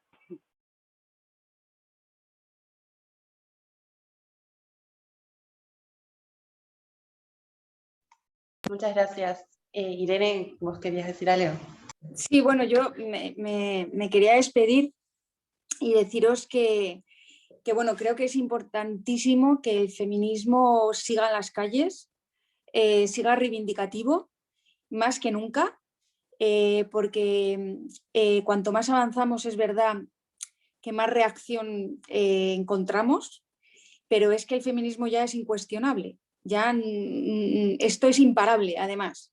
y yo he seguido de cerca toda la lucha feminista argentina con el tema del aborto y la verdad que me daba una alegría ver las calles llenas, era impresionante las imágenes. Tenéis que, o sea, eso tiene que seguir ahí, esa semilla tiene que prender porque es la condición necesaria para que la sociedad se transforme. Y es que las mujeres, acompañadas del resto, obviamente, de la sociedad, empiecen a dar pasos firmes y ni uno atrás en la conquista de los derechos. Y sobre lo que decías, Julieta, de cómo hacer que el ambientalismo, el ecologismo esté en el sentido común, creo que ahora más que nunca se ha abierto esa brecha. Cuanto más evidente es la emergencia climática, más razones tenemos para afrontarlo. Yo muchas veces les digo al presidente de mi comunidad que estoy harta de decirle, te lo dije. Estoy harta de decir, si es que lo llevaba avisando, ¿no? Que esto era así. Hace escasamente unos meses me decía que la sequía era algo puntual, que no podíamos, yo le cuestiono mucho que esté ampliando regadíos cuando no tenemos agua. Y le digo que es el cambio climático, que vamos hacia una desertización y no podemos seguir ampliando regadíos, que lo que tenemos que es plantearnos cómo cultivar con menos agua. Y él esta semana mismo ha hecho una intervención contestándome a mí por otra cuestión, que yo le pedía que por favor protegiera los suelos fértiles de las plantas fotovoltaicas que se están instalando, porque es la garantía de la seguridad alimentaria del pueblo, ¿no? Tener suelo fértil donde cultivar. Y me reconoció que la sequía no era puntual, que era un síntoma del cambio climático y que teníamos que empezar a mirar con otros ojos, con otras gafas y plantear otros modelos. Entonces yo creo que hay que percutir como un martillo, hay que crear alianzas, hay que no ceder y hay que saber que es que estamos en el lado correcto de la historia, nos está planteando que el ecofeminismo es la solución. Y me vais a perdonar, pero es que os tengo que dejar, que tengo a las criaturas, tengo tres criaturillas y se tienen que acostar y quiero despedirlas. Gracias, Irene. Nada. Gracias a vos. Un abrazo. Felicitaciones, a todas, Irene. a todos. Muchas gracias, Irene. Y ojalá que podamos vernos o vernos telemáticamente otra vez. ¿Vale? Muchísimas gracias. Gracias por todo. Un saludo. Adiós. Excelente. Muy valioso. 100% adhiero a las palabras de Irene. Sí, muy, muy rico. Adhiero también a tus palabras, Cristina. La verdad es que es un placer estar acá. Susana tiene hace un rato la mano levantada. Yo solo una cosa muy chiquitita y desde otro lugar. Estoy totalmente de acuerdo en el tema de la importancia de la militancia. Pero bueno, yo trajo como vengo cosas mucho más chiquititas y sutiles. Y por ejemplo, yo creo que por ejemplo es una obligación instalar la pregunta en cualquier estudio, la diferencia por género, o sea, una variable que tendría que ser obligatoria en todos los estudios para que se vaya tomando conciencia, y lo mismo con lo ambiental. Por ejemplo, yo vengo a los estudios sociales, y la verdad es que la pregunta por el ambiente no es una pregunta de investigación, por miedo al determinismo geográfico que empezó el siglo XIX y qué sé yo. Y la verdad es que es una pregunta que tenemos que tener, porque es solo de ciertos grupos de investigación y no de todos. Sí es un tema de todas y de todos. Entonces, me parece que, siendo que es una red universitaria, digo, una respuesta a la red universitaria, me parece que hay ciertas preguntas que deberían ser protocolizadas y que todo el mundo se la tendría que hacer. Estudie lo que estudie. Entonces, te estudias, no sé, física cuántica, no importa. Seguro que esto se puede, porque es un tema de todos. Yo estoy muy, muy convencida, viniendo de los estudios de la ciencia, que las anteojeras que nos ponemos tipo caballo ayudan a que estas preguntas no estén, pero no es que no sean posibles, nada. Entonces, me parece que cambiar las preguntas, yo en la licenciatura de agroecología, pregunten lo que se pregunten, están preguntándose por la genética del calafate, fíjate cómo lo miran varones y mujeres, después decime que no hay diferencia, pero fíjate, o sea, en tu muestreo que haya 50 y 50. Nada, protocolo, una pavada, pero no es una pavada. Entonces, creo que a ver, que no se nos escape la tortuga, creyendo que todo descansa en la militancia. Hay cosas que podemos hacer dentro de la universidad. Y, yo iría por ahí. Bueno, muchas gracias. Y Hola. está la pregunta. Me da Chicas, acá- ¿me dan ingreso por el celular? Porque tengo que salir y así la sigo escuchando mientras manejo, porque tengo que irme de la computadora. Sí, bueno, No sé no, si no ahí nos pedí, apareció, pero... dice, el anfitrión pronto le permitirá entrar. Te va a aparecer otro pedido mío, con mi nombre seguramente. Ah, bueno, ahí va. Hola. Sí, Ahí está ¿Puedo hablar? Susana.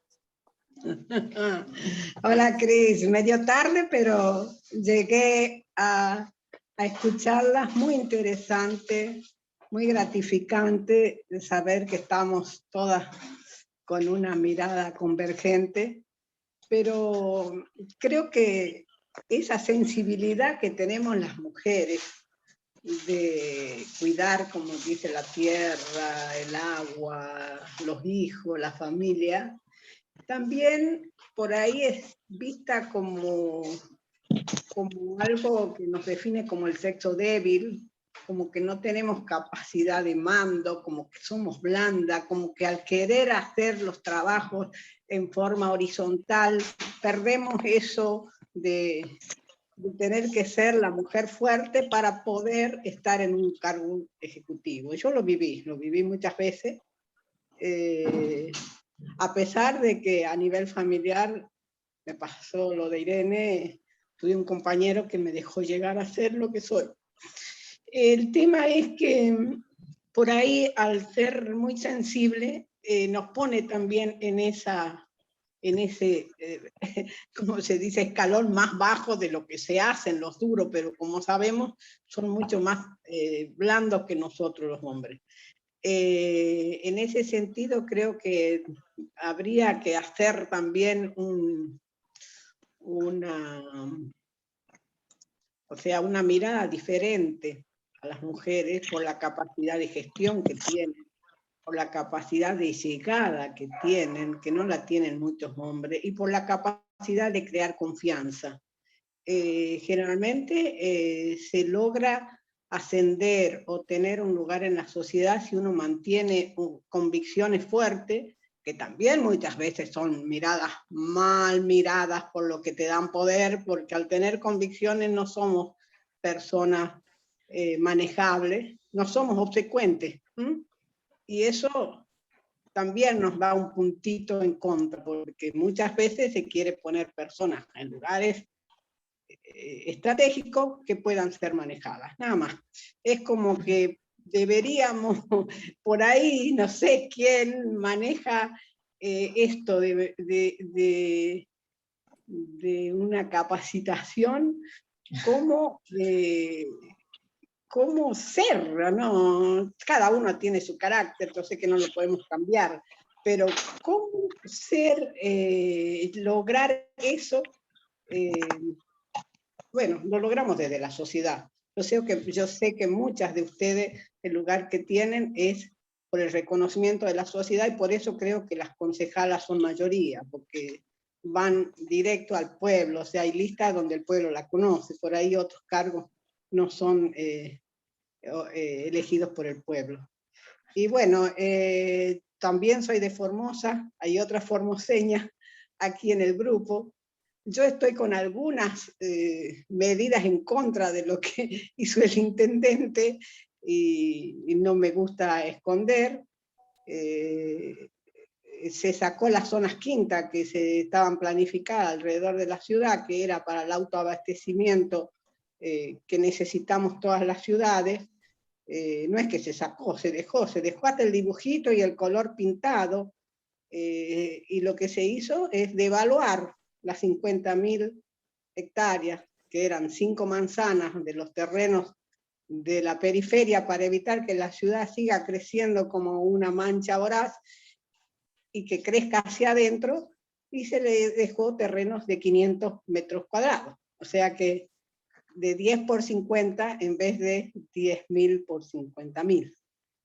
Eso le pediría a Laurita, ahora que hay una nueva área, que si se puede averiguar y hacer cargo. Yo hice presentaciones de la Defensoría del Pueblo para pensar en una ciudad sustentable, y que generalmente todas las que manejamos las quintas, las huertas, son mujeres.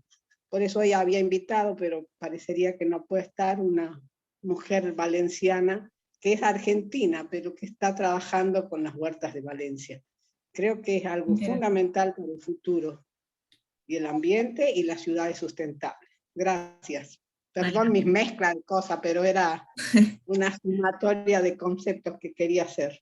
Muchas gracias. Bueno, creo que si algo nos dejó esta charla es que hace falta, ¿no? Como también dentro, para el interior, digamos, ¿no? Como seguir debatiendo, o sea, y que eso no sea algo, digamos, negativo, ¿no? Sino como que sea esa materia prima para seguir construyendo, creo que nada, no sé, ecofeminismos que justamente sean capaces de abrazar cada vez a más personas, que nos permitan justamente nada, ver la realidad, digamos, desde toda su complejidad, o intentar entenderla, digamos, abordar los problemas ambientales, particularmente con toda la complejidad que conllevan.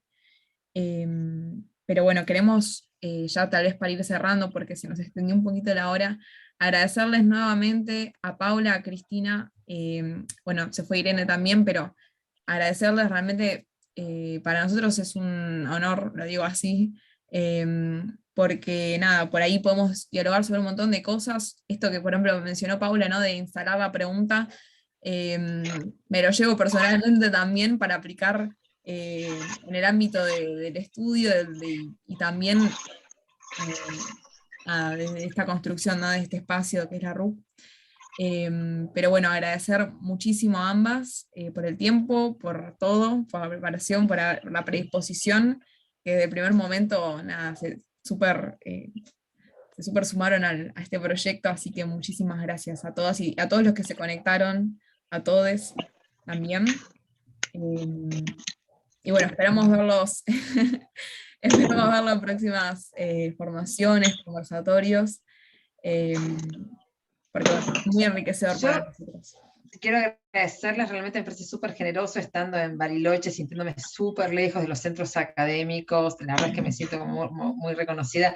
Ustedes allá tienen a María Luisa Femenías, que me parece que es una persona pero central para estos debates, también tiene el nombre de ella, porque ella ha analizado justo lo que plantea Susana, cómo el éxito es una medida masculinizada. Entonces, cómo las mujeres, cuando repiten ese patrón, son criticadas porque no sos tan femenina, y cuando no lo repiten, no tienen éxito. Entonces estamos como en esa trampa, que es muy dura, y María Luisa lo ha complejizado y lo ha profundizado, y ha desnudado esta trampa de una forma exquisita en un libro precioso que se llama Ellas lo pensaron antes, y que está buenísimo.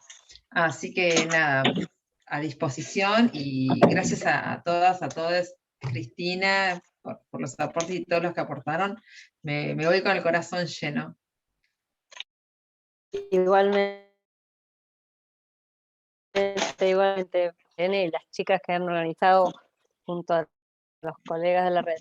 Ya para un próximo conversatorio, especialista que acaba de nombrar Paula, y sigamos estudiando, porque tenemos que aprender, todos tenemos que aprender cómo encontrar las herramientas para mejorar el mundo que toca vivir. Así